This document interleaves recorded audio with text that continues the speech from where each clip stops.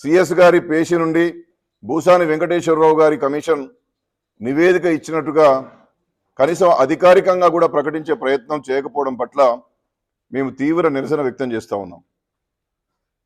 Supreme court మార్గదర్శకాల ప్రకారం రాష్ట్ర ప్రభుత్వం ఎదుర్కోవాలని చెప్పి బీసీ సంక్షేమ సంఘం అధ్యక్షులు శ్రీ ఆర్ కృష్ణయ్య గారి దిశానిర్దేశం మేరకు ఒక హైకోర్టులో రిట్ పిటిషన్ వేస్తే గౌరవ తెలంగాణ హైకోర్టు ఈ రాష్ట్రంలో డెడికేటెడ్ కమిషన్ ప్రత్యేకంగా వేయాలని చెప్పి సూచించిన దాని మేరకు భూసాని వెంకటేశ్వరరావు గారిని డెడికేటెడ్ కమిషన్ చైర్మన్గా వేశారు.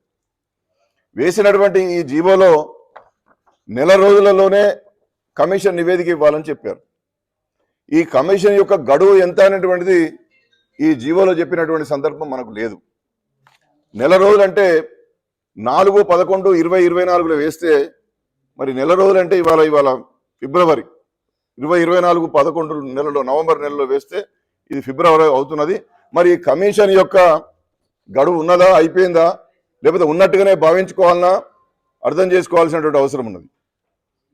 ప్రధానంగా నేను ఇది ఎందుకు చెప్తున్నానంటే ప్రతి అడుగులో కూడా ప్రొసీజర్ ల్యాబ్స్ చేస్తూ బీసీలను అవమానపరుస్తున్నటువంటి పరిస్థితి ఈ రాష్ట్రంలో కనిపిస్తుంది అనేటువంటి విషయం కోసం నేను ఇది చెప్తా ఉన్నాను.